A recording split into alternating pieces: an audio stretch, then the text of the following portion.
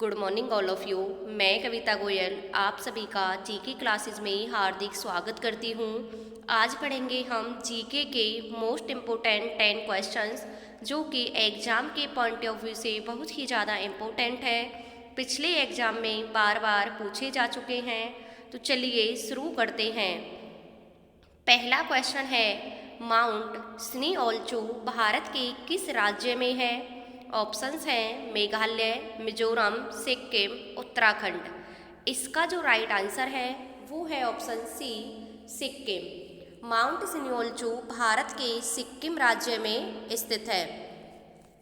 Mount स्नीओल्चू Sikkim राज्य के ऊंचे पर्वतों में से एक है, जिसकी ऊंचाई कितनी है? 6888 मीटर है।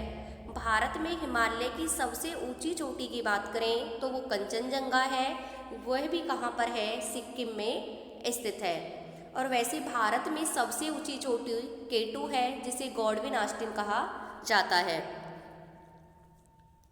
क्वेश्चन नंबर 2, थौसेघर जलप्रपात किस राज्य में स्थित है? ऑप्शंस हैं गुजरात, महाराष्ट्र, केरल, तमिलनाडु। इसका जो राइट आंसर है वो है ऑप्शन बी, महाराष्ट्र। थौसेघर जलप्रपात महाराष्ट्र राज्य में स्थित है। ये कोंकण क्षेत्र के 27 शहर से 20 किलोमीटर की दूरी पर स्थित है। थौसेघर जलप्रपात महाराष्ट्र राज्य में स्थित है। पश्चिमी भारत में कोंकण तट के किनारे सतार शहर से 20 किलोमीटर की दूरी पर स्थित है। क्वेश्चन नंबर 3, चावल की खेती की जाबो प्रणाली भारत के किस राज्य में प्रचलित जल संचय की एक स्वदेशी विधि है?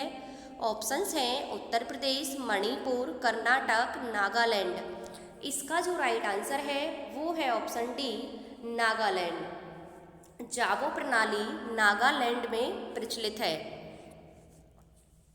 जाबो प्रणाली भारत के नागालैंड राज्य में प्रचलित है। नागालैंड में सिंचाई के लिए जाबो नाम की प्रणाली प्रयोग में लाई जाती है। जाबो का मतलब होता है पानी को तालाब में इकट्ठा करना। क्वेश्चन नंबर 4, चिल्का झील किस राज्य में स्थित है? ऑप्शंस हैं उड़ीसा, पश्चिम बंगाल, जम्मू कश्मीर, हिमाचल प्रदेश। इसका जो राइट आंसर है वो है ऑप्शन ए, उड़ीसा। चिल्का झील भारत के उड़ीसा राज्य में स्थित है, जो कि खारे पानी की सबसे बड़ी झील है। चिल्का झील उड़ीसा राज्य में स्थित है। ये भारत की सबसे बड़ी खारे पानी की झील है। सबसे बड़ी मीठे पानी की झील वूलर झील है, जो कि जम्मू कश्मीर में स्थित है। क्वेश्चन नंबर 5, हिमालय की ऊंची ऊंची पर्वतमालाओं में घास के विशाल मैदान को क्या कहते हैं? ऑप्शंस हैं हरे घास के मैदान, मारू, भावर या बुग्याल। इसका जो राइट आंसर है वो है ऑप्शन डी, बुग्याल। हिमालय की ऊंची ऊंची पर्वतमालाओं में घास के मैदानों को बुग्याल कहा जाता है, और बुग्याल कहते हैं इन्हें उत्तराखंड राज्य में। जम्मू कश्मीर की बात करें तो जम्मू कश्मीर में इन घास के मैदानों को सोनमर्ग और गुलमर्ग के नाम से जाना जाता है। हिमालय की ऊंची ऊंची पर्वतमालाओं में घास के मैदान को बुग्याल कहते हैं। बुग्याल उत्तराखंड के गढ़वाल जिले में पाए जाते हैं। क्या है? पाए जाते हैं। इन्हीं घास के मैदानों को जम्मू कश्मीर में सोनमर्ग और गुलमर्ग कहा जाता है। क्वेश्चन नंबर 6, तंजावुर का राजराजेश्वर मंदिर किस देवता को समर्पित है? ऑप्शंस हैं भगवान कृष्ण, भगवान शिव, भगवान राम, भगवान गणेश। इसका जो राइट आंसर है वो है ऑप्शन बी, भगवान शिव। तंजावुर का राजराजेश्वर मंदिर भगवान शिव को समर्पित है। इसी मंदिर को वृद्धेश्वर मंदिर के नाम से भी जानते हैं। तंजावुर का राजराजेश्वर मंदिर भगवान शिव को समर्पित है। इसका निर्माण राजा राम प्रथम ने 1000 ईस्वी में करवाया।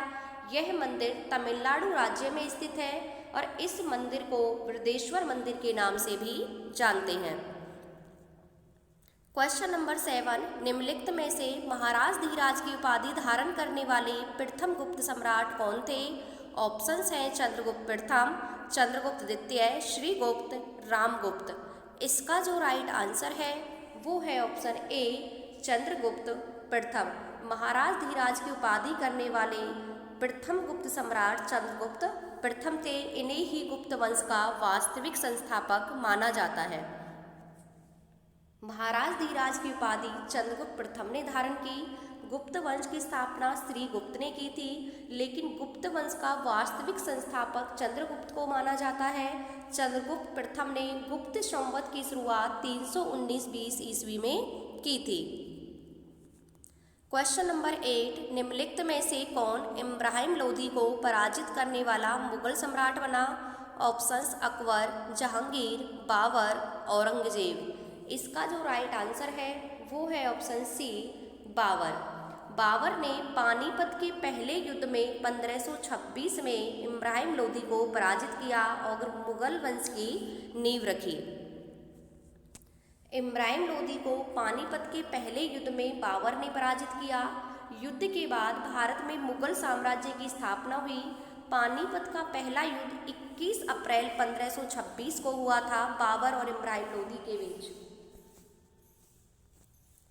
क्वेश्चन नंबर 9, किस वर्ष अपनाए गए भारतीय राष्ट्रीय कांग्रेस के तिरंगी झंडे में चरखा रखा गया?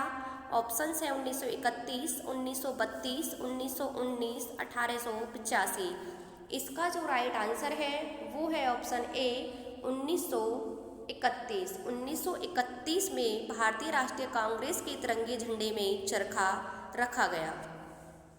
1931 में अपनाए गए भारतीय राष्ट्रीय कांग्रेस के तिरंगे में झंडे में चरखा रखा गया।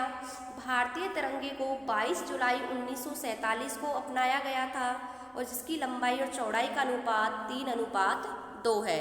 जब भारत स्वतंत्र हुआ और संविधान सभा का निर्माण हो रहा था तो उस समय झंडा समिति के जो अध्यक्ष थे वो थे doctor Rajendra Prasad. Question number 10, Maurya वंश ने किस राजवंश के बाद मगध पर शासन किया? ऑप्शंस है नंद राजवंश, गुप्त राजवंश, कुषाण राजवंश, शुंग राजवंश। इसका जो राइट आंसर है वो है ऑप्शन ए, नंद राजवंश। मौर्य वंश ने नंद राजवंश के घनानंद को हराकर मौर्य वंश की स्थापना की थी। चंद्रगुप्त मौर्य ने नंद राजवंश के शासक घनानंद को हराकर मौर्य वंश की स्थापना की थी। मगध पर शासन करने वाले राजवंश का क्रम है, सबसे पहले कौन सा था? हर्यक वंश, उसके बाद आया शिशुनाग वंश, उसके बाद नंदवंश, नंदवंश के बाद मौर्य वंश, मौर्य वंश के बाद शुंग वंश, शुंग वंश के बाद कण्व वंश और कण्व वंश के बाद सातवाहन वंश। इन वंशों ने किस पर शासन किया था? मगध पर शासन किया था। तो ये थे आज के कुछ इम्पोर्टेंट क्वेश्चंस। आपको क्लास कैसी लगी कमेंट बॉक्स में कमेंट करके ज़रूर बताना। Thank you.